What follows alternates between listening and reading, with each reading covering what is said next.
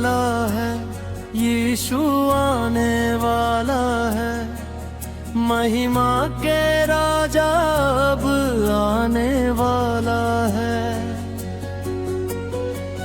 जाग रे मनवा अब जागे के बेला, स्वर्ग के राजा अब आने वाला है।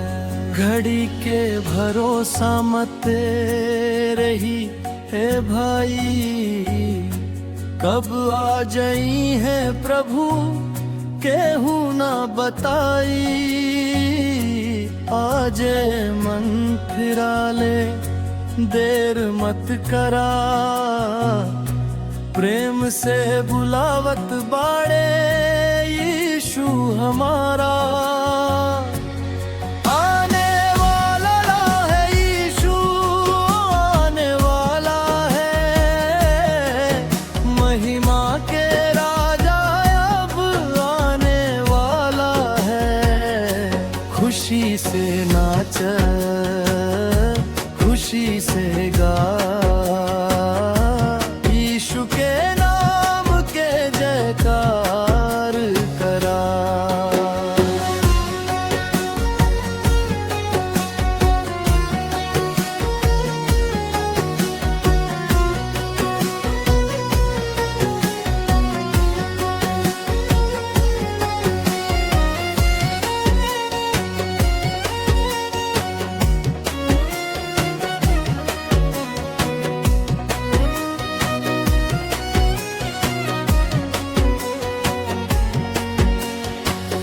दुनिया के दौलत ही छूट जाई, यीशु के संगे चलल साथ निभाई। नाम पर भरोसा विश्वास बढ़ा, उहे त जीवन के सच्चा सहारा।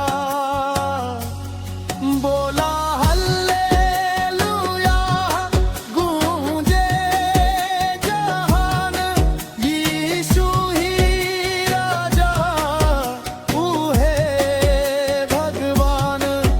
हर गांव गली में खबर सुनाव, यीशु मसीह के नाम बढ़ा।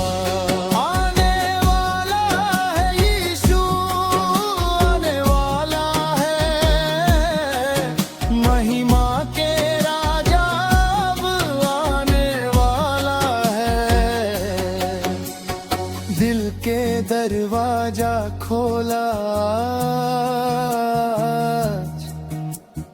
कल हो सके बहुत देर हो जाए।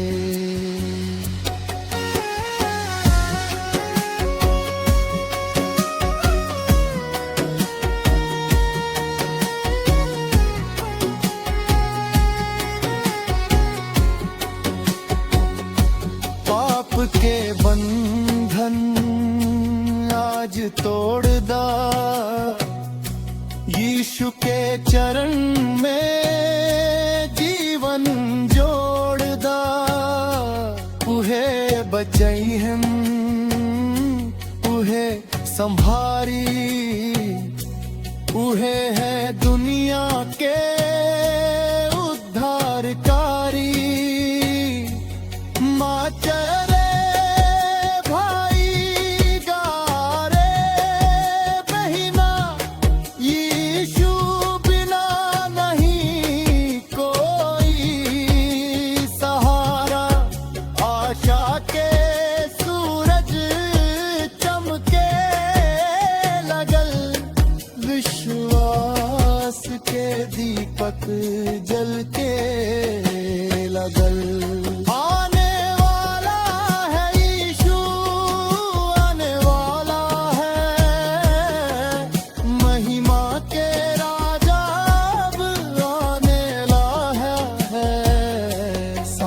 संसार अब गूंजे मिलके, यीशु मसीह के जय बोल।